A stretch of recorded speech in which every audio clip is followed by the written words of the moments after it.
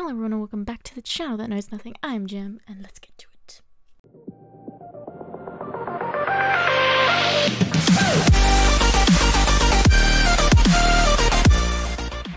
So today we're diving on into something brand new. I don't believe I've shared any of these kinds of stories before on this day of the week. I'm showing you a screenplay. This is my first ever screenplay that I did. This is the 5th draft of it.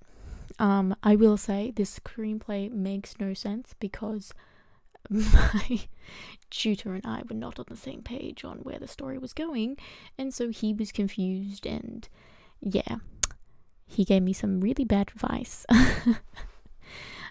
So it's called A Match Made in Disaster. It is about two girls, Thea and Frankie, and they are in a zombie apocalypse. So the undecideds are what the zombies are called in this. This is back when I was obsessed with the Addams Family, and they say living, dead, and undecided, and so that's why the zombies are called undecideds. So yeah, this is like the final assignment, so it's got all the shitty things that I had to answer for that, but here is the actual screenplay, which is what I will be reading. So I've never read a screenplay out loud, so this will be interesting, and I hope you like it. It's very tropey and sad. Pre-warning. Scene 1. Interior. House. Night. The knob jiggles around and then stops. Someone huffs and footsteps stamp around from the other side of the door. The doorknob starts... Sorry, I've scrolled down too far. The doorknob starts jiggling again until it falls off and lands on the ground with a loud bang, and then that echoes. Frankie. You've got to be fucking kidding me. Thea. Just step aside, Frankie. Seconds later, there are running footsteps and then a bang as the door is forced open and the girl who did it, looking very pleased with herself. Thea smirks and takes a bow. Frankie rolls her eyes. The two start to search around the run-down place. Occasionally, the girls find something of use and shove it into their backpacks and then move on searching. A floorboard creaks and the two girls look up in unison. Thea pulls out a dagger and looks to Frankie, putting an index finger to her lips. Frankie nods. The growl of the undecided grows as it gets closer to them. Undecideds are blind. This one staggers around, unable to see Thea and Frankie hiding in the darkness. Once it is close enough, Thea jumps from the shadows, striking it where it stands. The undecided shrieks, blood pouring from its temple before falling to the ground. Scene 2. I was just like, did I start it with scene 1? But I did. Scene 2, exterior, street, dawn. Thea and Frankie sneak along the fence line among the overgrown grass, assorted metals and countless dead bodies with their haunting green eyes from the undecided's virus. Very informative. A fence of wire and wood is the divide between the street and the other side. Thea is sporting a rifle. It hangs from her shoulder. Frankie, why do you even keep that thing? Don't make me shoot you. God. Okay, Thea, that's dark. Thea jokingly puts the rifle... Pulls, I think is what it's meant to say, but apparently my dyslexia came out in this sentence. Pulls the rifle from her shoulder and aims it at Frankie. Frankie smirks and pushes the barrel of the gun away from herself. Frankie. With what ammo, princess? Fog surrounds the street and acts as a cover a cover for the two girls. Their arms brush against each other, letting the other know that they are there. Frankie, who was looking at Thea, turns and smiles. Thea blushes and looks at her feet, smiling as well. AKA, they're super gay, is what I'm trying to hint there. In hand, Frankie has a makeshift sword that she made out of metal scraps, tied together with a bunch of some bandages and duct tape. It's shit, but it's better than nothing. Frankie runs her fingertips along the grass. She looks off into the distance, but there is nothing to see but fog. Frankie, hello? Frankie? Frankie quickly snaps out of her trance and blinks a few times at the slightly older girl, as if she's waking from a dream into a nightmare. Huh? What is it? Frankie looks in all directions and pulls her sword from her hip, though there is no sign of the undersideds. Thea reaches, grabbing Frankie's free hand calmly, squeezing it briefly. Hey, it's okay. We're alright. I said, let's jump the fence here. Frankie takes a deep... that was right. Frankie takes a deep breath in and then nods.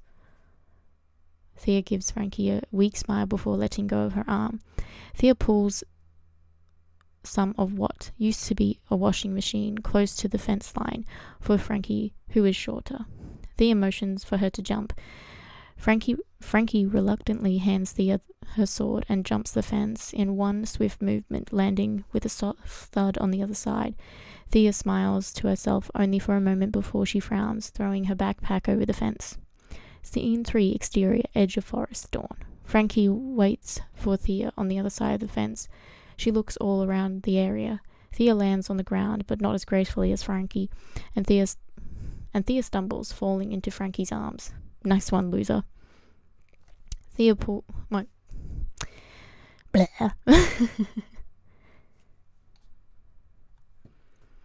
Thea lets out a small fake laugh, pulling away from Frankie to brush herself off. Blushing, Thea doesn't say anything in response to Frankie. Frankie shrugs it off and grabs her sword off Thea, whose cheeks are still flushed. God. Could I make it any more obvious that Thea's really into Frankie? Thea scoops her backpack out of the mud. Are you okay? Thea frowns, crosses her arms and bites her lip. Oh my god. Could she be more gay, apparently? Thea avoids meeting with Frankie's eyes. I lied about how you said you liked my haircut in 4th grade, but actually hated it. Yeah, I know. You're not a very good liar. Frankie, this is serious. Jesus, what is it then? If it's so serious. I brought us back home. Frankie slowly realizes where they are. Tears come to her eyes. Frustrated, she rubs them away. How could you do this? We made a promise. I know what I said. Angry, Frankie doesn't know what to say, so he starts pacing back and forth, almost starting to say something to Thea, but whatever Frankie was going to say comes out as irritated mutterings. While Thea tries to talk over her, neither one of them is making much sense. Stop! Just stop it! Frankie looks defeated, and she slowly turns her back on Thea, walking further into the overgrown forest. Thea follows her, the fog now lifting and everything becoming clearer. Metaphorical, I think. Frankie, please wait. Scene 4, exterior, deep forest, daybreak.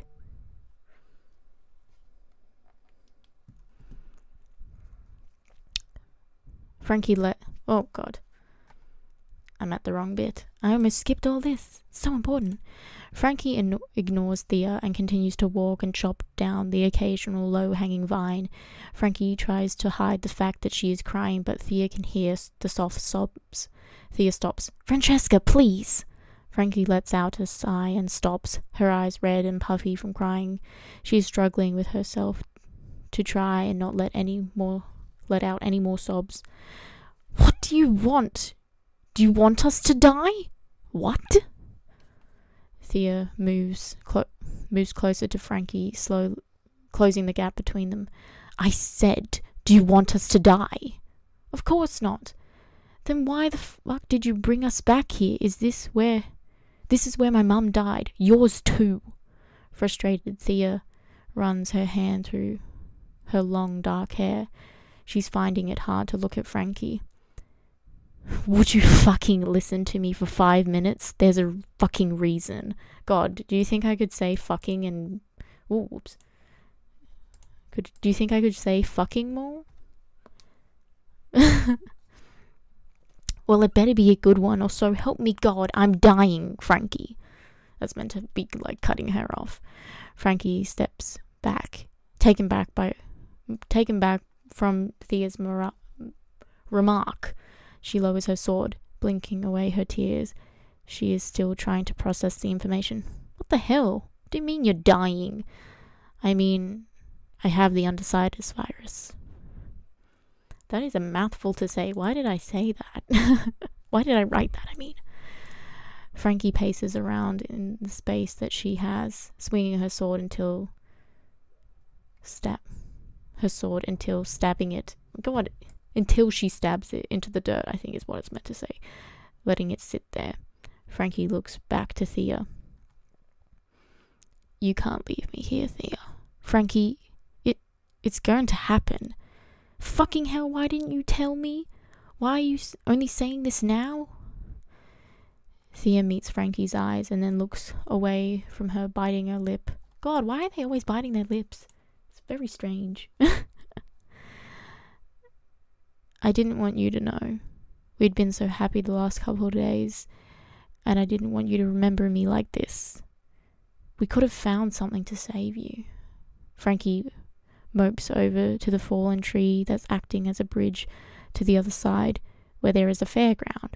Through the tops of the trees, a Ferris wheel can be seen. Thea hesitates for a moment and then follows her, sitting on the tree next to Frankie with a sigh. We spent years looking for a cure. I didn't want my last days with you to be that. I want it to be you and me here. And when it's time for me to go, I want to ask you a favor of you, Frankie. A favor? God, I'm not going to kill you, Thea. I can't. Frankie is looking at her and Thea's feet. And Thea's feet as they dangle off the log. She almost doesn't notice Thea placing her hand over her own. Frankie looks at their intertwined fingers and then meets Thea's eyes. Frankie, please. I don't want to be one of those things, and I can't turn into an undecided. I saw what happened to my parents, to my little brother, and it's not going to happen to me. Frankie scowls and pulls her hand away from Thea's. I'm not going to do that, Thea. Please don't make me. Frankie turns... God, let me adjust myself. Frankie turns to look back at Thea. The signs of Thea's sickness are starting to show.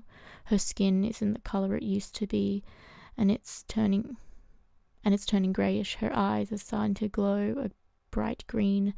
Thea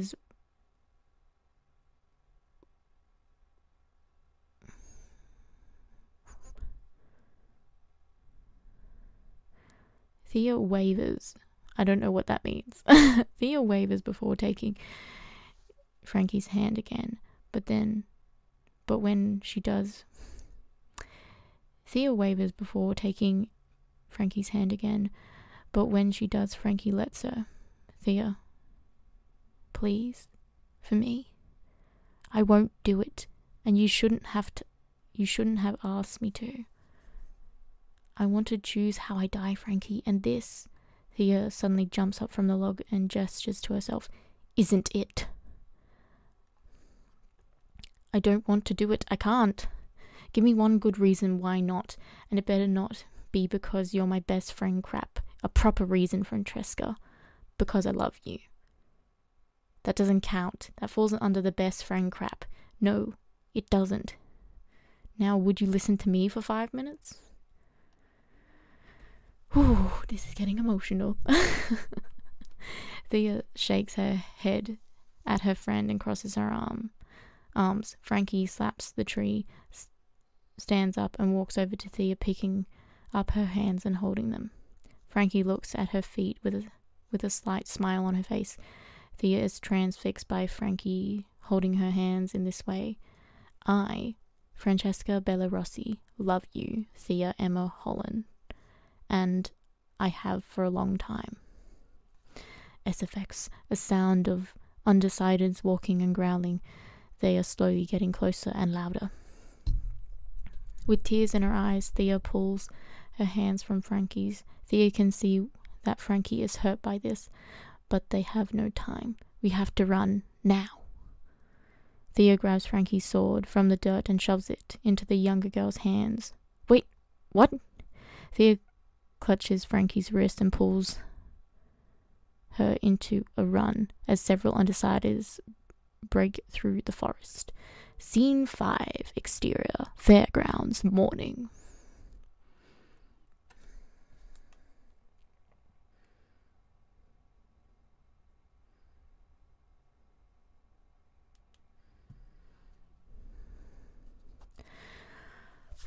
The two girls run as fast as they can towards the fairgrounds, Thea still holding onto Frankie's wrist for dear life. They come to an area that is closed off by the Ferris wheel and another ride. Frankie and Thea look at each other. Frankie starts to tear up.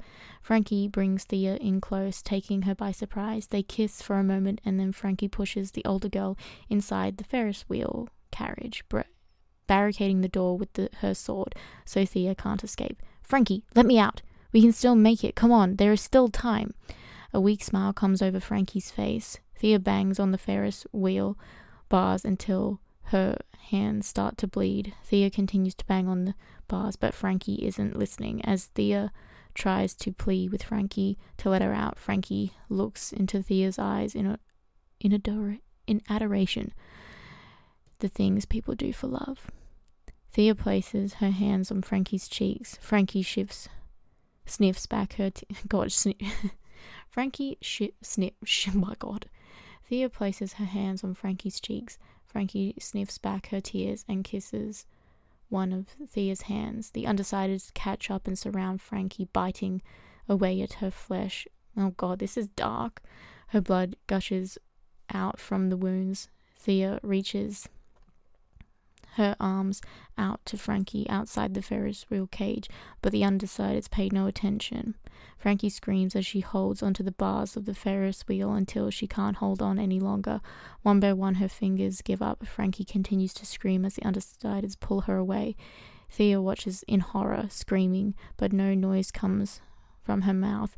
Sobbing, she falls to her knees on the floor of the Ferris wheel. Frankie! Frankie! Okay, that's where I'm going to end it because I don't like the next bit that I wrote. So this is the bit that's kind of confusing because originally it was Thea sacrificing herself for Frankie, but my tutor decided that that made no sense and got me to swap them around. Thea is the one that's dying, and yet Frankie has sacrificed herself for it, which made no sense to me, but I think he just got confused because they're both girls and just decided that I needed to switch them around, and I think he just got confused of who was who. I think it still makes a little bit of sense because it's just like Frankie loved her that much that she would have sacrificed herself for her even though she was dying. It was kind of like a weird thing, but I really do like this story. It's kind of sad. It's kind of like around the time I was watching a lot of Walking Dead, so that's why that scene was so freaking vivid. I think the last bit is like it's Thea turning into an undecided, and like you find out that Thea did love Frankie too, kind of vibe thing, but it's kind of really boring and not as interesting as the rest of this bit, so I'm not gonna read it because it's lame. Anyway, yeah, that's a match made in disaster. That's why it's called that. I always have so much fun naming my stories, just not so much like going through and actually writing them. Anyway guys, that is all I've got for you today. Anyway guys, that's all I've got for you today. Please like, subscribe because that is always nice, and I'll see you next time. Goodbye.